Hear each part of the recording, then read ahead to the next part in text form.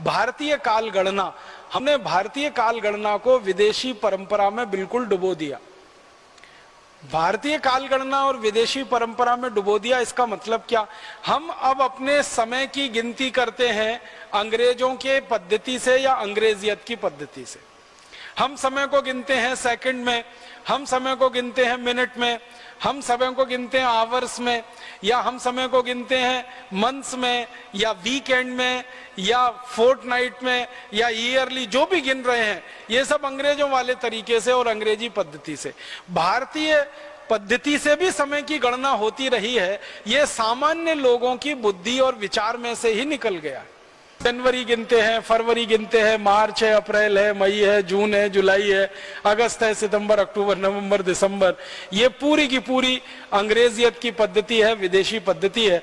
हम भूल गए हैं सामान्य रूप से आज की पढ़ाई में से पढ़कर निकलने वाले विद्यार्थियों को चैत्र, वैशाख, ज्येष्ठ, आषाढ़, सावन, भाद्रपद, कार्तिक, ये महीने याद नहीं है। जनवरी, फरवरी, मार्च सबको याद। घरों में कैलेंडर भी ये जनवरी, फरवरी, मार्च के ही हैं।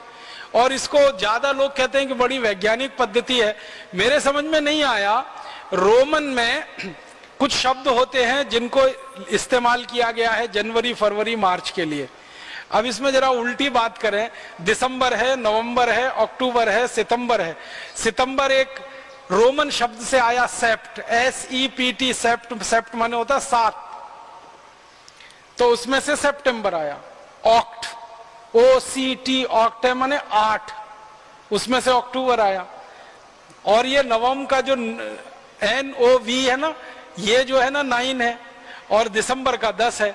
अब अगर आप देखेंगे वास्तव में तो सितंबर 7वां महीना होना चाहिए रोमन के हिसाब से, और इन्होंने नकल की, अंग्रेजों ने रोमन लोगों की, तो सितंबर बनाया। तो सितंबर 7वां महीना होना चाहिए। कौन सा है? 9वां है। अक्टूबर 8वां महीना होना चाहिए। कौन सा है? 10वां है। नवंबर 9वां महीना होना चाहिए। कौन सा है? 11वां है। दिसंबर 10वां महीना होना चाहिए। कौन सा है? 12वां है। कितनी अवैज्ञानिक पद्धति है महीने के गणना की, और इसका कोई अर्थ भी नहीं है। जितने भी अंग्रेज विद्वानों से पूछा जाए जनवरी का क्या अर्थ है, फरवरी का क्या अर्थ है, मार्च का क्या अर्थ है, अप्रैल का क्या अर्थ है, ये शब्द के पीछे की कोई गहराई है क्या, इसकी कोई व्याख्या है क्या? कुछ नहीं है। और हमारे यहां हर महीने के नाम का एक विशेष अर्थ है और उसके पीछे एक लंबी व्याख्या है। वो चाहे कार्तिक हो, चाहे भाद्रपद हो, चाहे सावन का महीना हो, श्रावणी हो, कोई भी महीना है उसके पीछे एक विशेष विश्लेषण है और एक लंबा उसके पीछे आधार है। अगर मैं उस विषय में जाऊंगा बहुत समय खराब हो जाएगा, लेकिन अभी संकेत मात्र में कह रहा हूं कि भारतीय गणना के हिसाब से महीनों के जो नाम तय किए गए हैं ये विशेष अर्थ वाले हैं। अंग्रेजी पद्धति से जो हम नामकरण करते कोई अर्थ ही नहीं है और कोई बताता भी नहीं है उनके बारे में। और वर्षों वर्षों तक आपको मालूम है यूरोप और अमेरिका में झगड़ा होता रहा। 25 दिसंबर से नया साल शुरू हो और काफी दिनों तक वो चलता रहा। फिर झगड़े के बाद बदल के 1 जनवरी से नया साल शुरू होना बताया गया।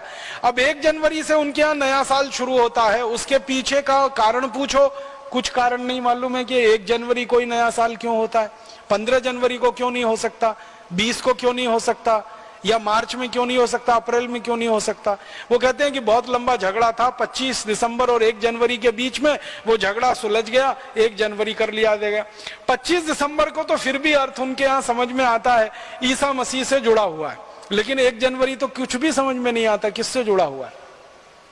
और भारत में अगर हम नए वर्ष की बात करें तो भारत के अलग अलग क्षेत्रों में नए वर्ष मनाने की अलग अलग परंपरा है। जैसे आसाम में नया वर्ष बिहू से शुरू होता है, तो बिहू का कोई गहरा अर्थ है हमारे समाज जीवन में, हमारे राष्ट्र जीवन में। बिहू के पीछे पूरी संस्कृति है और पूरी की पूरी सभ्यता का दर्शन है, इसके लिए बिहू है और उसके साथ नए वर्ष की शुरुआत है।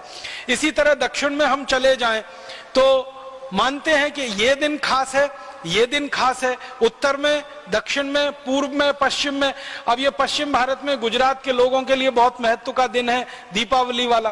तो दीपावली के अगले दिन से वो नए वर्ष की शुरुआत मानते हैं, क्योंकि व्यापार के हिसाब से वो उनका सारा हिसाब है। तो हर जगह भारत में नया वर्ष है, वो चाहे तमिलनाडु का हो, चाहे आसाम का हो, गुजरात का हो, या हमारे इधर लोहड़ी होती है पंजाब में, लोहड़ी से नए वर्ष की शुरुआत मानी जाती है। तो सब जगह कुछ ना कुछ विशेष आधार है और उसके पीछे पूरा दर्शन है। यूरोप और अमेरिका में तो न कोई आधार है न कोई दर्शन है, फिर भी हमने नकल करके 1 जनवरी को नया वर्ष मनाना शुरू कर दिया।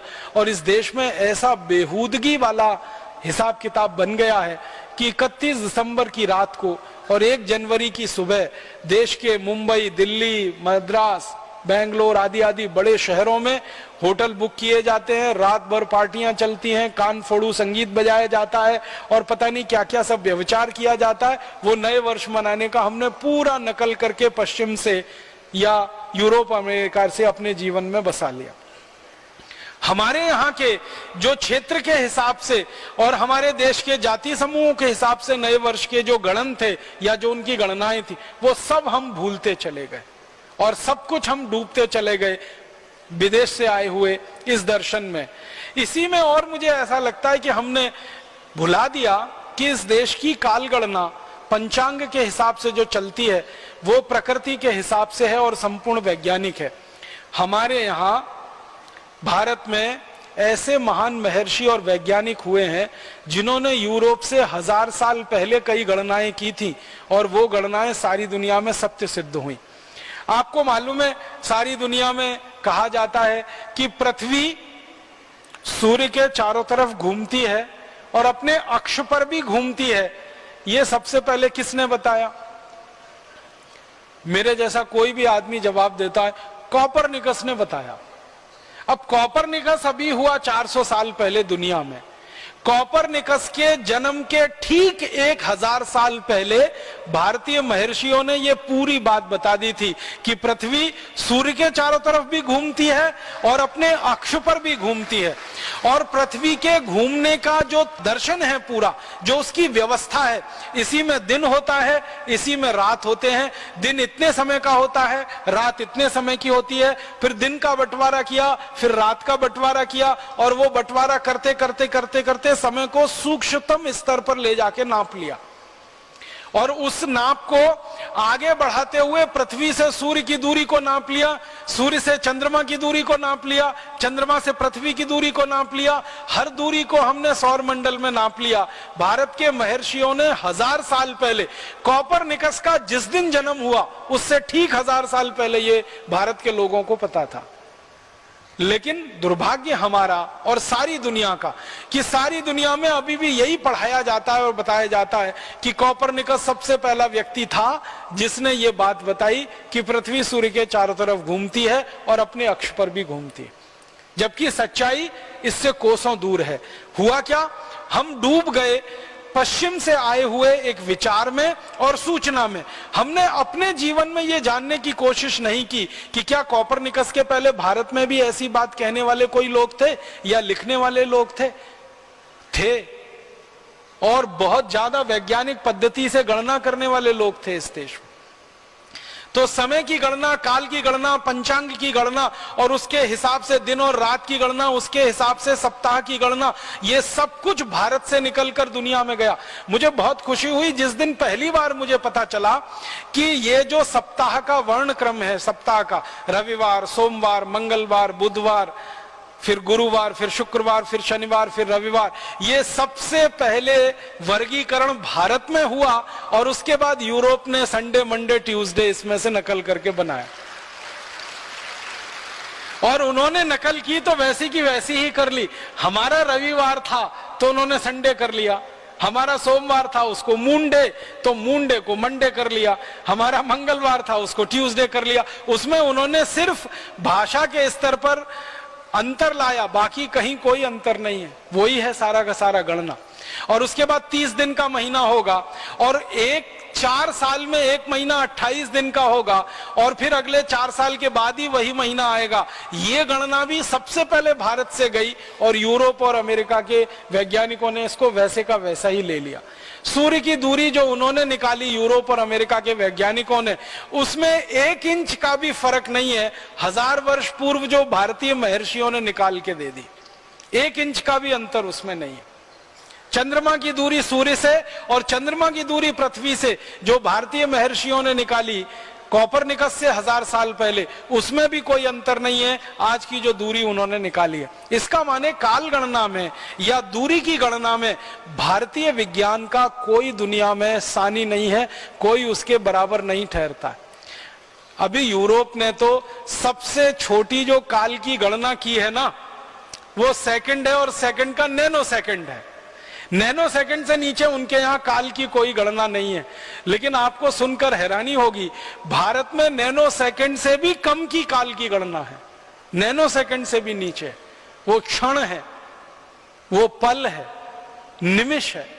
हमारे वैदिक साहित्य में क्षण का, पल का, निमिष का जो वर्णन है वो नैनो सेकंड से भी नीचे वाले काल में आता है। इतने सूक्ष्म काल की गणना हमारे देश में है। और यूरोप में और अमेरिका में काल की अधिकतम जो गणना है वो बिलियन में है और बिलियन के बाद ट्रिलियन में है। वो मिलियन पहले शुरू करते हैं, फिर मिलियन के बाद बिलियन शुरू करते हैं और बिलियन के बाद ट्रिलियन शुरू करते हैं। ट्रिलियन में माना जाता है बिलियंस बिलियन है, माने 1000 बिलियन ट्रिलियन को मानते हैं, और बिलियन में वो मिलियंस के मिलियन को मानते हैं। तो ये गणना उनकी है। लेकिन जब भारत की काल गणना को वैदिक साहित्य में से निकालकर मैंने समझने की कोशिश की तो उससे तो कई गुना ज्यादा हमारे कैलकुलेशन है।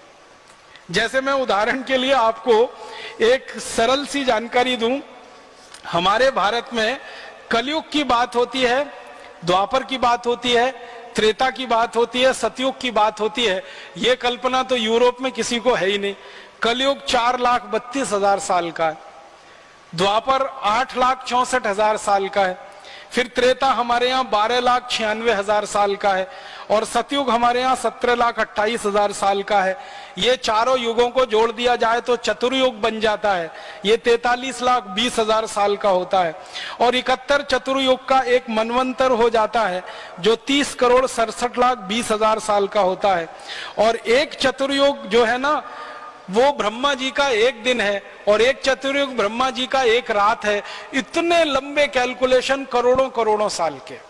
और हमारे मन में कितना वो रच बस गया है काल की गणना का कि अक्सर यहाँ यज्ञ होता है, उस यज्ञ में संकल्प पढ़ा जाता है और वो संकल्प भारत में हजारों हजारों लाखों लाखों लोग सामान्य रूप से पढ़ते रहे हैं। वो सारा संकल्प अगर ध्यान देंगे तो काल की गणना ही है। कान में जो शब्द पढ़ते हैं वो सारे के सारे काल की गणना के ही शब्द हैं। तो संकल्प बोला जाता है यज्ञ के समय, और यज्ञ करना इस देश में हजारों वर्षों तक सामान्य लोगों की दिनचर्या में शामिल रहा है। तो हजारों वर्षों तक सामान्य लोग दिनचर्या में संकल्प बोलते रहे हैं, माने काल की गणना करते रहे हैं, क्षेत्र की गणना करते रहे, स्थान की गणना करते रहे। क्योंकि जब हम यज्ञ करते हैं तो स्थान का नाम होता है, क्षेत्र का नाम होता है, राज्य का नाम होता है, फिर देश का नाम होता है, फिर शायद सारी दुनिया में देश का एक छोटा सा हिस्सा है उसका नाम होता है। तो ये सब कुछ हमारे यहाँ सामान्य रूप से हर व्यक्ति के लिए उपलब्ध रहा हो। अब उस देश में सामान्य रूप से हर व्यक्ति के लिए जनवरी फरवरी मार्च तक सीमित हो जाए सारा समय गणना, या जनवरी फरवरी मार्च के बाद उनका फोर्टनाइट और वीक में सिमट जाए, तो ये बहुत दर्दनाक और अफसोस की बात है।